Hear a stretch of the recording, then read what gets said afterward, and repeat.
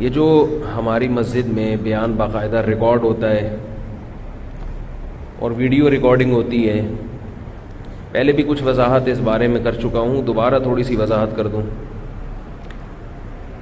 مسئلہ یہ ہے کہ باطل جس میدان میں کام کر رہا ہو، جس میدان میں جنگ کر رہا ہو، اسی میدان میں اتر کے اگر لڑائی لڑو گے تو پھر فتح ہوگی۔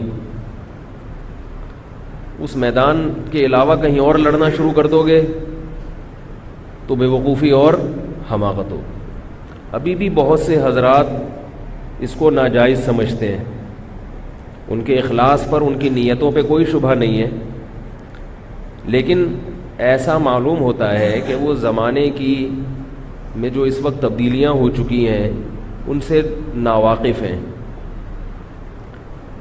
ایک عالم سے کسی نے سوال کیا، ایک پروفیسر صاحب کے بارے میں، کہ وہ آج کل بہت زیادہ گمراہی پھیلا رہے ہیں، تو آپ ان کی گمراہی کے خلاف بیان کیوں نہیں کرتے؟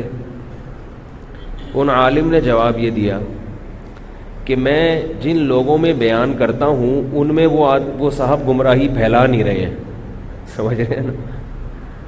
میرے بیان جس طبقے میں ہوتے ہیں وہ تو ان کو جانتے ہی نہیں ہیں، اور جو لوگ ان کو جانتے ہیں ان تک اپنی آواز پہنچانے کے لیے مجھے ان کیمروں کا اور ان چینلز کا استعمال کرنا پڑے گا جو چینلز وہ استعمال کر رہے ہیں، اور ان چینلز اور ان کیمروں کے استعمال کو آپ حرام کہتے ہیں۔ تو یہ عجیب بات ہے کہ جس طبقے کے خلاف کام کرنا پڑے گا تو اسی میں آ کے کرنا پڑے گا نا۔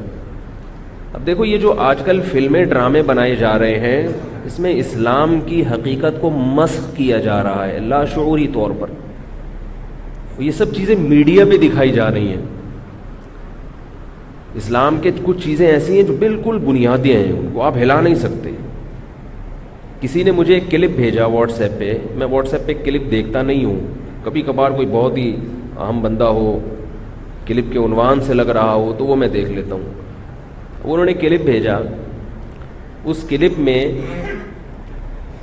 کوئی ڈرامے کا کلپ تھا، وہ اس میں یہ دکھایا گیا کہ ماں بیٹی کو کہہ رہی ہے کہ شوہر سے طلاق لے لو، عدت کے بعد کہیں اور شادی کر لینا۔ بیٹی جواب میں کہتی ہے بھاڑ میں جائے عدت۔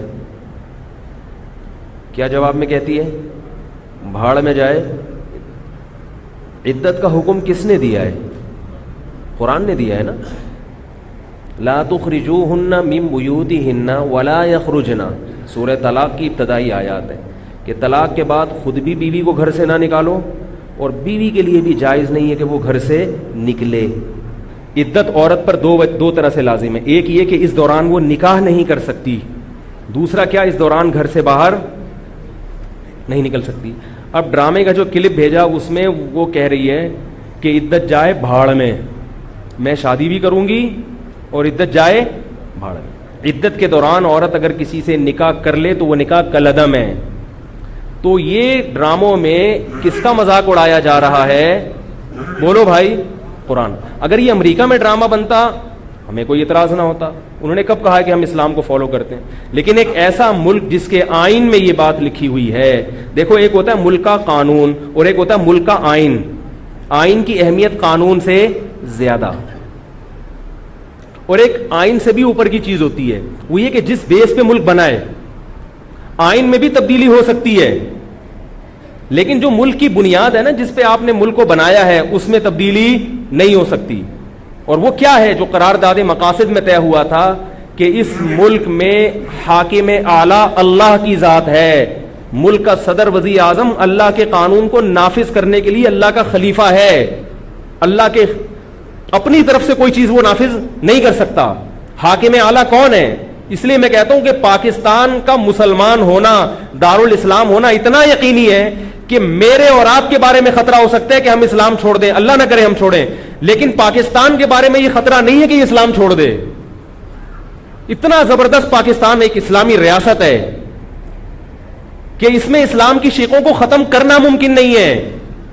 نہیں یاری میرا خیال ہے، دیکھو ایک مسلمان ہے، ڈر ہے نا کہ کبھی بھی قادیانی ہو جائے، لیکن پاکستان کے بارے میں آپ کو یہ ڈر نہیں ہے سکتا کہ یہ سیکولر ریاست بن جائے آئین کے لحاظ سے۔ ہاں، اس میں ایسے لوگ آ جائیں جو اسلام کے نام پہ سیکولرزم کو پھیلانا شروع کر دیں، وہ ایک الگ چیز ہے، اور ایسا تو ہو رہا ہے۔ نام اسلام کا ہے مگر کام بے دینی کا ہے. لیکن ریاست کا مذہب چینج ہو جائے پاکستان میں ممکن نہیں ہے. کیوں؟ اس لیے کہ پاکستان سے اگر یہ شق نکال دی جائے کہ پاکستان کے قانون جو بنیاد ہے قرارداد مقاصد اس میں یہ ہے کہ قرآن و سنت کے منافی کوئی قانون نہیں ہوگا اور ریاست کا سرکاری مذہب اسلام ہے.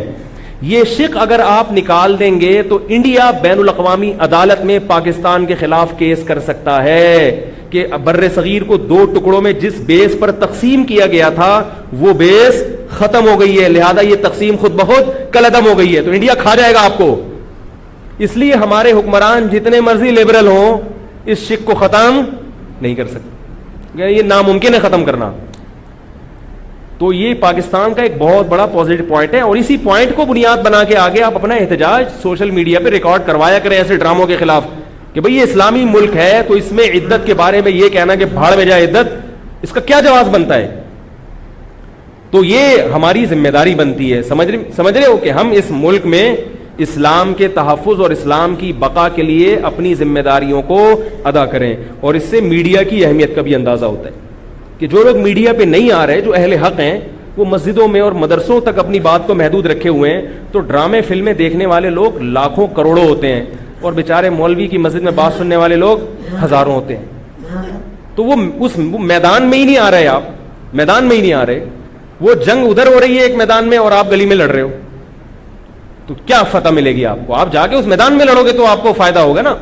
تو اس لیے میں کہتا ہوں کہ جو اہل حق ہیں ان کی ذمہ داری ہے کہ ٹیلی ویژن کا چینل بھی بنائیں, سمجھ رہے ہو, اور سوشل میڈیا کا بھی استعمال کریں. اور سوشل میڈیا جو ہے نا وہ ویڈیو کے بغیر نہیں ہوتا. ایک صاحب مولوی صاحب سے میں نے کہا کہ یہ ٹیلی ویژن میں آپ آیا کریں, انہوں نے کہا ٹیلی ویژن میں اگر تصویر نہیں ہوگی تو میں آؤں گا. میں نے کہا ٹیلی ویژن میں اگر تصویر نہ ہو تو پھر ریڈیو بن جائے گا. وہ کہہ رہے ٹیلی ویژن میں اگر تصویر نہیں ہو تو پھر میں ٹی وی میں قوم سے خطاب کروں گا. میں نے کہا وہ ریڈیو کی بات میں نے کی نہیں ہے, اور ریڈیو کے لیے اتنا بڑا ہونا, پھر ہمیں یہ اشکال ہوگا کہ جب یہ اتنے سے بھی کام چل سکتا تھا تو اتنا بڑا کیوں. تو یہ باقی یہ کہ تصویر تو حرام ہے, تو ڈیجیٹل تصویر ہے بھی یا نہیں ہے, یہ بھی ایک لمبی بحث ہے. ہماری تحقیق یہ ہے کہ ڈیجیٹل تصویر یہ تصویر ہی نہیں ہے, وہی بندہ ہے جو آپ کو ٹی وی میں دکھایا جا رہا ہے. تبھی آپ جو کہتے ہیں آج مولانا طارق جمیل صاحب ٹی وی میں آئے, آج فلاں ٹی وی میں آئے, کبھی یہ نہیں کہتے ان کی تصویر آئی ہے.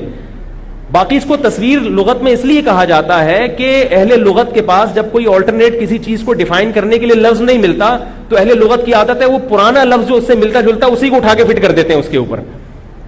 ورنہ یہ نبی کے دور میں تھی نہیں, تو نبی اس کو حلال یا حرام کہاں سے کہہ دیں گے؟ نبی صلی اللہ علیہ وسلم اس کو تھی نہیں.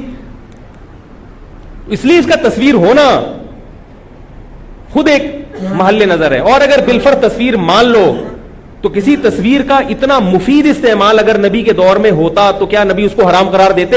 اس سے حدیث خاموش ہے. جیسے کتا پالنا بھی حرام ہے مگر شکار کے لیے کتا پالنا جائز ہے, اور جس حدیث میں کتا پالنے کو حرام قرار دیا اسی حدیث میں تصویر رکھنے کو بھی حرام قرار دیا.